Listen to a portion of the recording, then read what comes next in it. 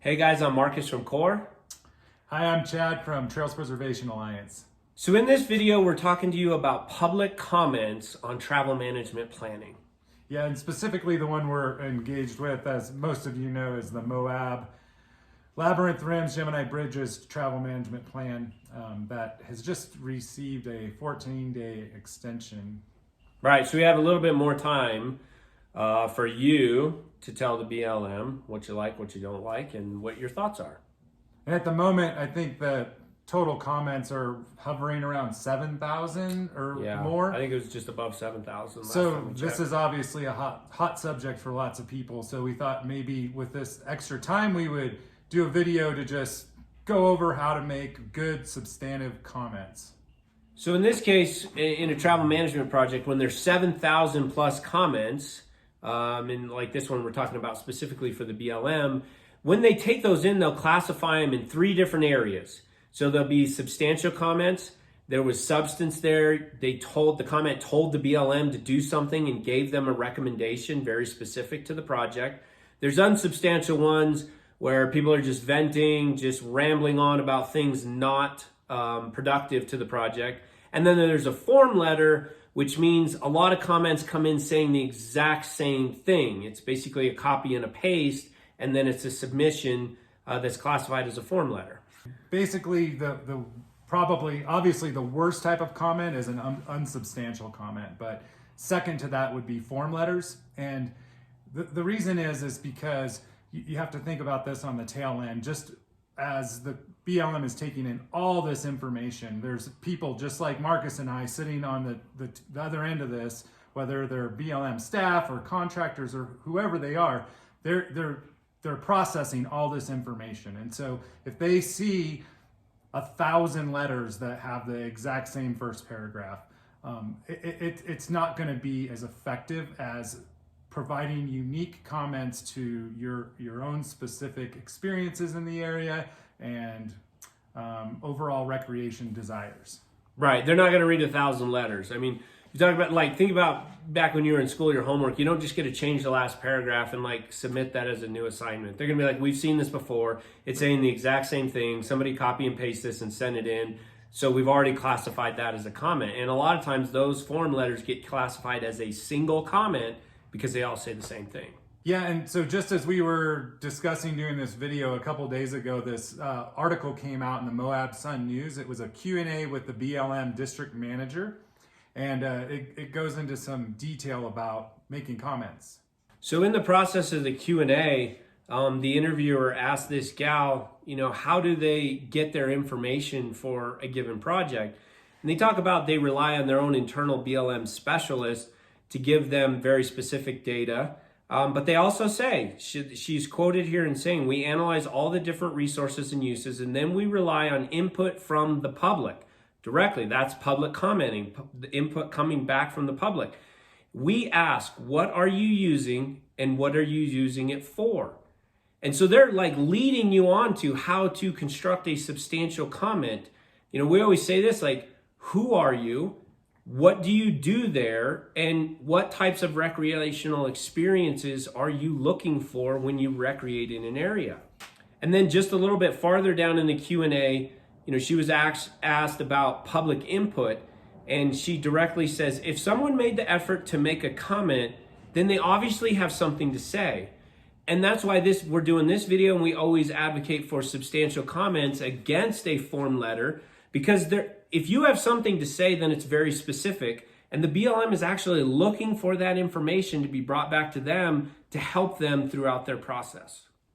We get feedback often that this is offering public comment is daunting, or it's a really big chore, but the reality is that they can be very simple and they can be very to the point. The BLM or any federal land management agency seeks those personal touches that only you can provide. So you don't have to be a lawyer or a land use professional to participate in these processes, and that's what we really, really want to reiterate.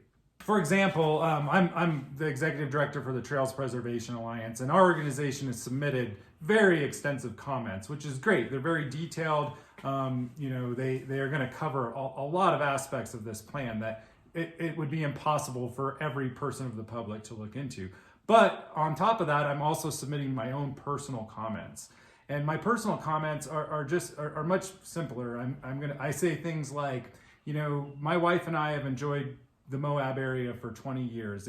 We refer to it as our happy place. It's brought us closer together as a couple. It's a good opportunity for us to get away from our busy lives and actually spend quality time with one another. And while we're there, we like to ride our motorcycles. We like to hike. We like to sometimes get on the river. Whatever different recreation activities we like to partake in there, I will include those in my comments. And just like the personal connection that area gives us. We all know Moab is spectacular. It's a mesmerizing landscape. It's a unique place in the world, and that's why it's so popular right now, right? I mean, we all have a really deep connection to it, and that's what you need to reiterate in your comments, or at least part of what you should reiterate. Absolutely, and I'm doing the same thing. So, CORE will be submitting comments on behalf of all of you, all of our members, everybody supports us, but I'm also working on my own personal comments too, because we go there a lot too. And I say we as myself, my wife, and my family. I have 2 young boys. They're dinosaur hunters. We look at the dinosaur tracks on Klondike Bluffs. We look at the Mill Canyon track site. We do the dinosaur walk just above Mill Canyon. My boys love Tusher Tunnel. Like, we do so many specific family-oriented things there. They thought the bulldozer at Hey Joe Mine was unbelievable, being able to crawl around that thing. So being able to specifically relate what you do, where you go, and to the specific trails gives the BLM a lot of information to say, wow, these areas are really important to people, and there's a lot of things that happen out there. I also include that, we home base out of Moab, so we usually get a hotel there. We spend money in town. Like, we contribute a large sum to the local economy, and that's also an important piece to wrap up in your personal comments. So now we're starting to put it all together here. So about a week before the last deadline, which was October 7th originally, we put out in connection with CORE and Ride with Respect and Trails Preservation Alliance, we put out some talking points for everybody to follow to help guide you through the commenting period. And it's designed to give you a few other things to include in your comments.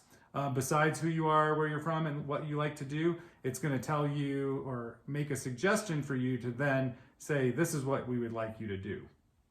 Right, so it's really easy. As Chad said, we're putting it all together. So when you see a land use alert come out from our organizations, you see that go out there, you click on that, you go through the rundown of what we've put together to give you an idea of what's going on, then you just insert the personal information like we just talked. So you tell them who you are, you tell them why you go there, what specific trails you enjoy, what specific recreation activities. Maybe you have kids, maybe you have older grandparents that you take out there, people that can't access an area without roads and trails. You put all that together, you add in your economic impact, and then you give them a recommendation. And largely the recommendation would then come from like the talking points that you got from the organizations. And in this case, you're to recommend alternative A. We feel that's the best option for where we are in this process. And then the very last piece is that then you say that you support TPAs and CORE and Ride with Respect's comments, because now you've done 2 things. 1, you entered a single substantial comment on a personal level. And then 2, you've given more credibility to the comments that we, submit on a really high level, talking about the nitty-gritty details. That really makes for a very substantial individual comment. Now you can use this link accompanying this video. It's going to take you to that document, the talking points that we were just speaking about, and you can use that to formulate your own comments. And don't be overwhelmed by this. A page or less is adequate, and you can substantively comment on any process by doing that. All right, so take a couple minutes. And it's really up to you to help us keep trails open.